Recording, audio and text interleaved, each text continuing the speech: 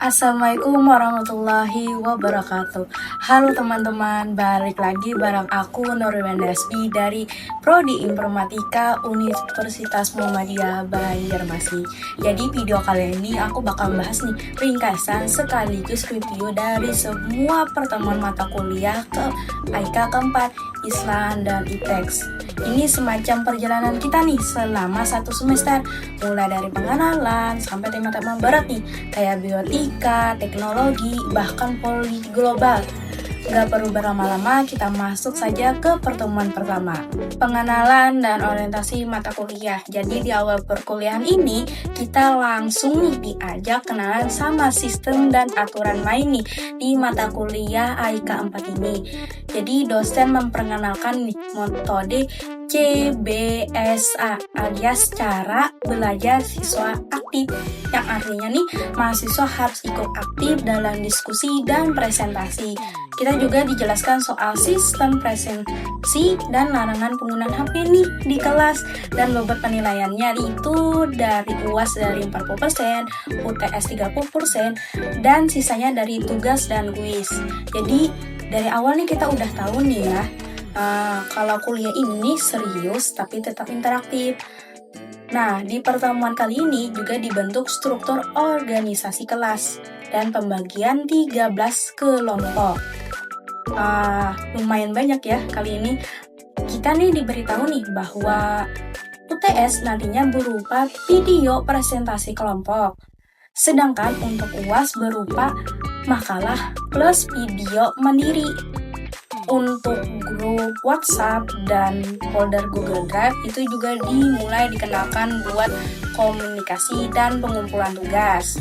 Jadi di akhir kita diajak mulai nih mikir soal integritas Islam dan ITEK, tema utama yang bakal kita bahas sampai akhir semester. Oh ya, aku tadi lupa kasih tahu, nanti setiap presentasi dari kelompok nanti aku cantumkan dari kelompok, nama anggota, dan judul presentasinya. Jadi ini masuk ke pertemuan kedua.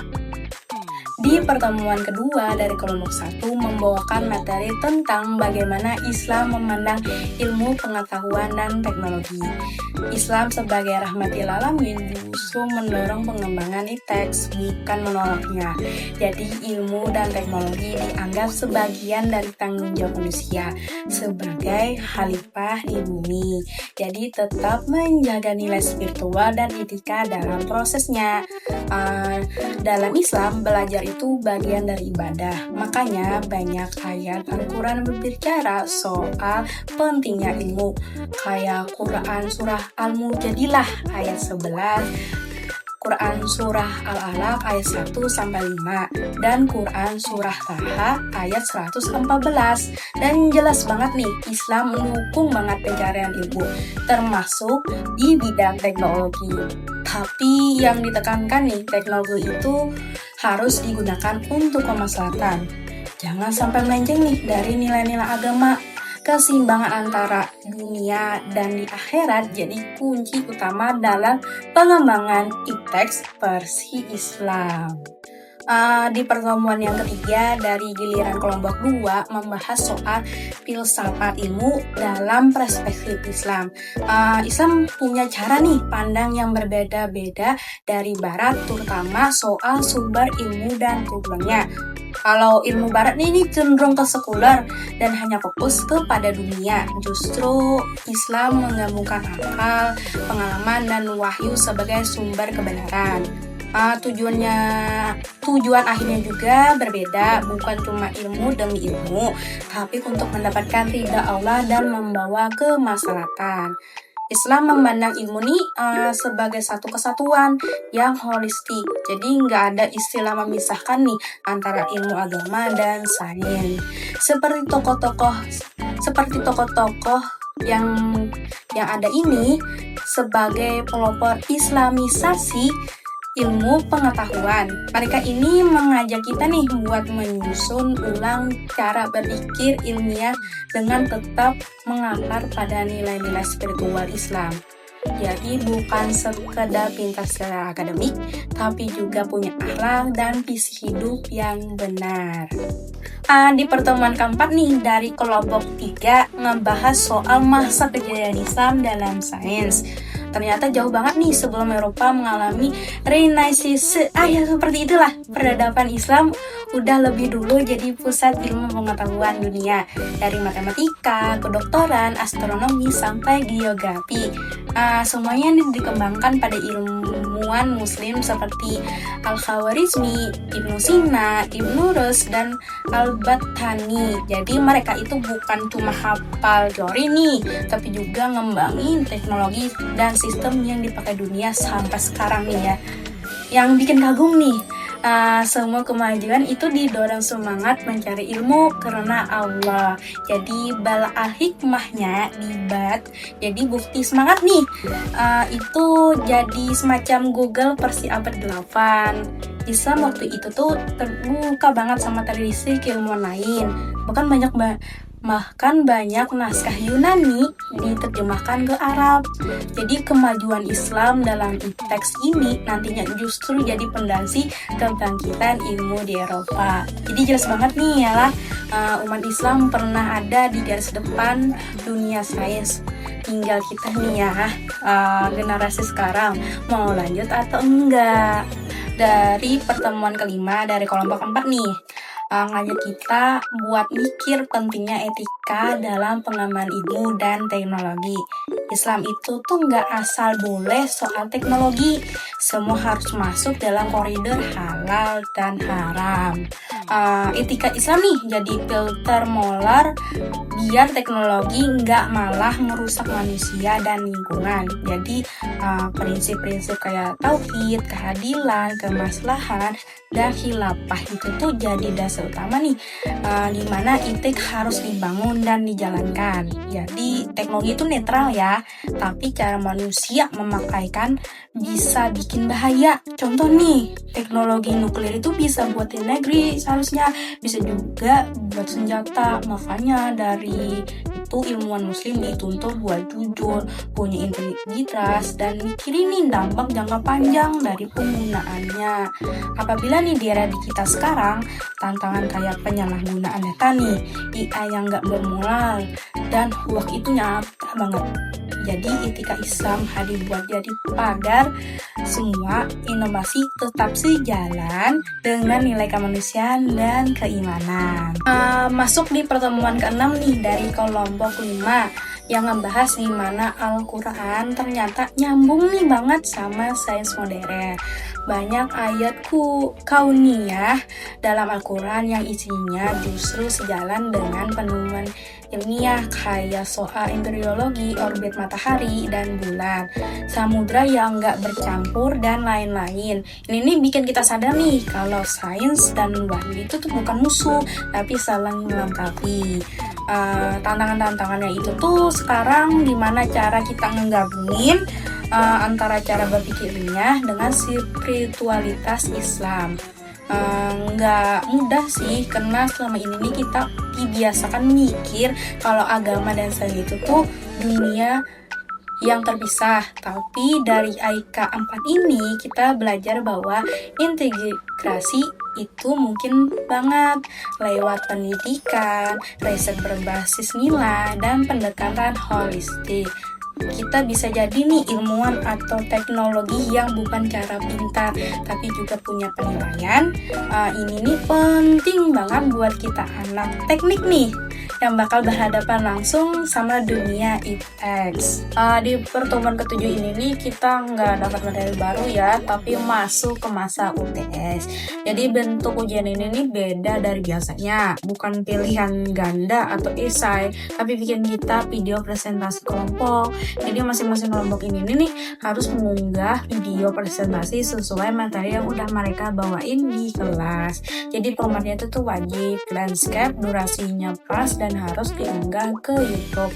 nggak main-main ya, karena ini nilainya 30% dari total akhir. Jadi di luar bikin judulnya, kita juga wajib itu tuh absensi UTS. Yang jadi bukti nih lah keikutsertaan kita. Penilaian ini dilihat dari konten, kualitas teknis, cara penyampaian, dan kekompakan tim. Jadi kerja tim tuh benar-benar diuji lah di sini. Jujur, ini nih pengalaman yang cukup menantang, tapi seru. Kita tuh belajar nih produktif, konten yang profesional sekaligus menyampaikan materi ilmiah. Skill presentasi digital tuh penting banget buat kita di dunia kerja nih. Dan IK4 ini nih bikin kita latihan itu tuh sejak dini. Di pertemuan kali ini dari kelompok 6 ya, dari kelompok aku sendiri ngebahas soal hubungan Islam dengan teknologi informasi. Jadi di era digital ini cara kita berdakwah, belajar, bahkan bersosialisasi itu udah berubah total. Teknologi informasi itu tuh bisa jadi alat dakwah yang luar biasa, jangkauannya luas, cepat, dan hemat biaya. Makanya kayak media sosial, YouTube, podcast itu tuh semua bisa dipakai buat nyebarin nilai-nilai Islam kalau kita ngerti cara makainya. Tentu aja kalau teknologi itu juga punya sisi gelapnya seperti hoax, polarisasi, adiksi digital, dan gak sesuai syariatnya.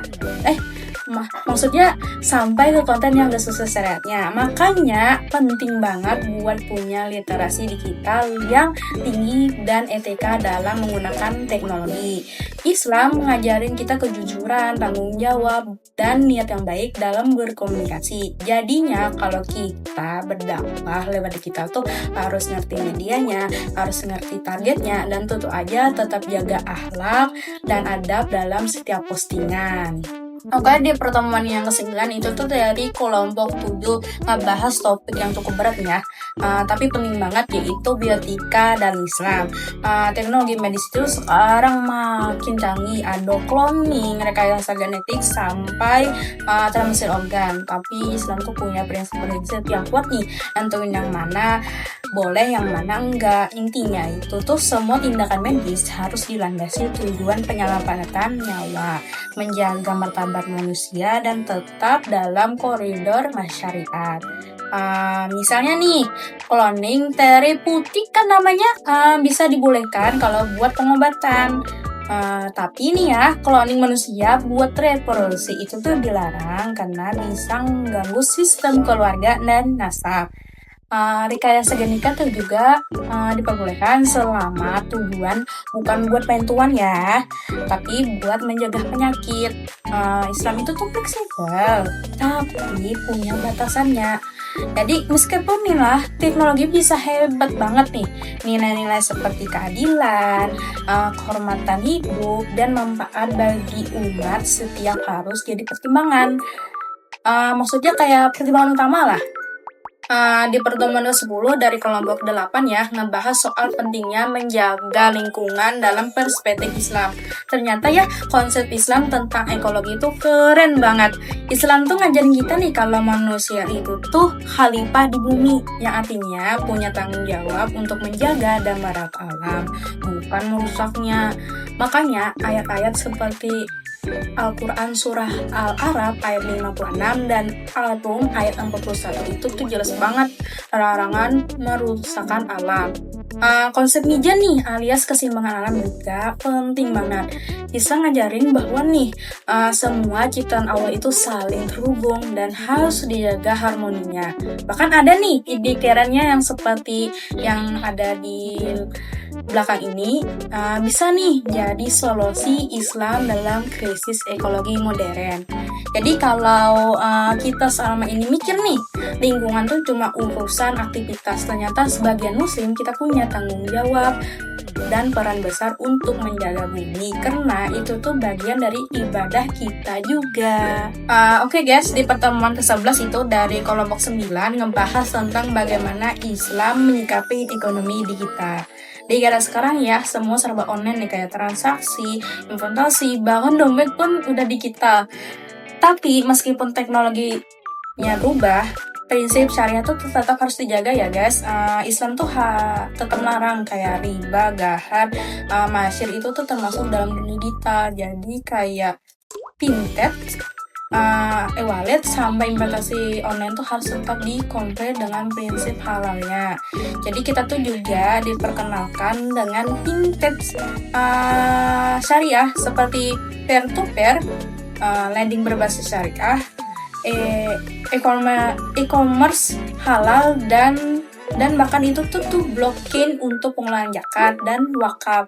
Tantangannya nih banyak banget, mulai dari regulasi, edukasi, sampai trust dari masyarakatnya. Tapi peluangnya juga tuh besar banget, karena umat Islam di seluruh dunia itu tuh jadi pasar yang kuat untuk layanan keuangan digital yang tetap islami. Jadi ya, masa depan ekonomi syariat digital itu tuh cerah, asalkan kita kembangkan dengan nilai-nilai yang kuat. Oke, di pertemuan yang ke-12 ya guys, dari kelompok 10 itu aku paling suka mereka ngebahas tentang konsep kesehatan dalam Islam. Kesehatan dalam Islam tuh nggak cuma fisik ya, tapi juga mental, spiritual, dan sosial.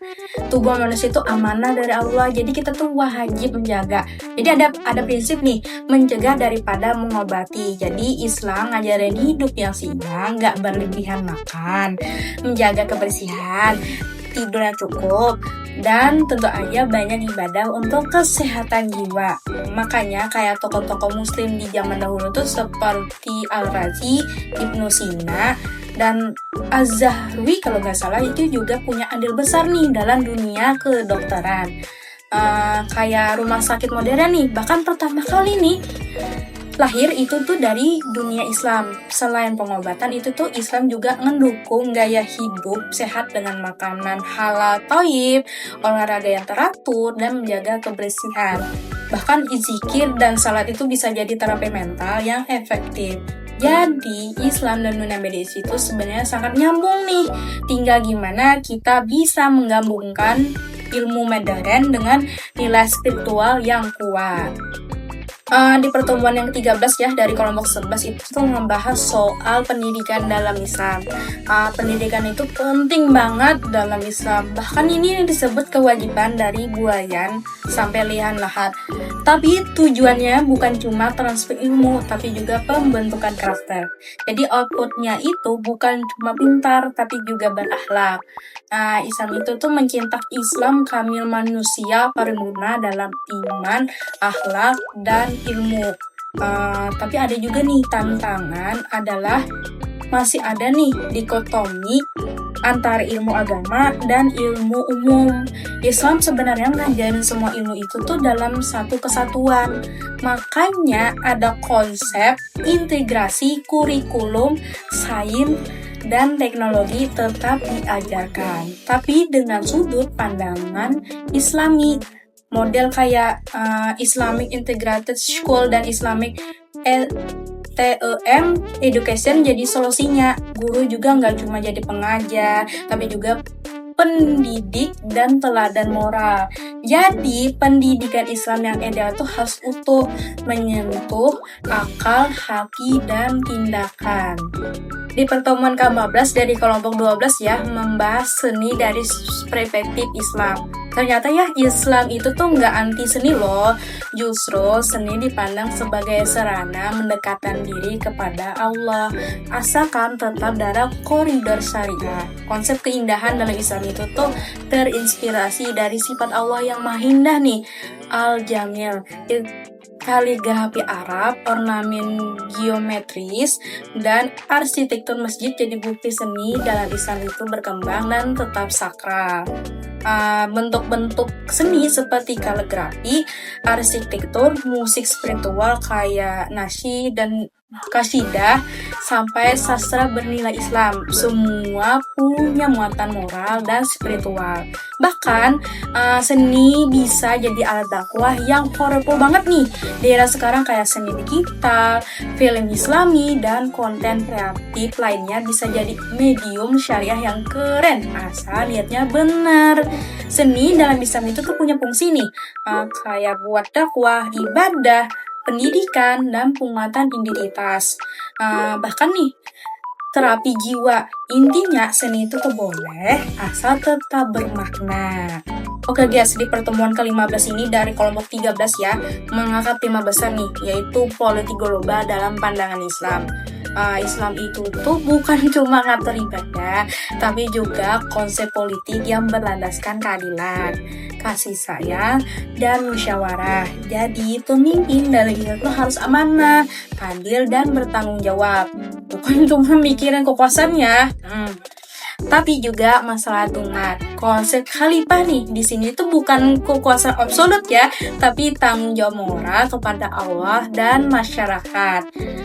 Islam juga ngajarin diplomasi damai nih dan kerja antara bangsa lewat semangat ummah wahidah, umat yang satu. Isu-isu kayak Palestina, Islamofobia, sampai keikutsertaan negara muslim dalam organisasi internasional dibahas juga.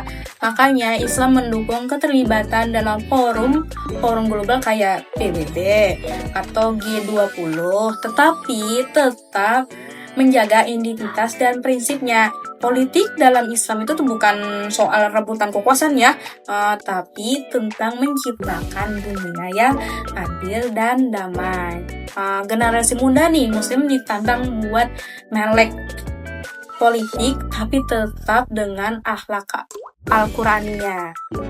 Akhirnya sampai di pertemuan terakhir, yaitu di pertemuan ke-16. Belum. Kita masuk UTS ya, yang formatnya agak berbeda dari UTS. Kali ini kita harus bikin video presentasi mandiri dan bikin makalah pribadi juga yang merangkum seluruh pertemuan dari awal sampai akhir. Videonya itu berdurasi 10 atau 15 menit. Aku nggak tahu ya video ini berapa menit. Harus landscape dan diupload ke YouTube. Ini bukan formalitas ya, tapi ajang evaluasi kita apakah benar-benar mengerti dan mengaitkan ajaran Islam dan impact.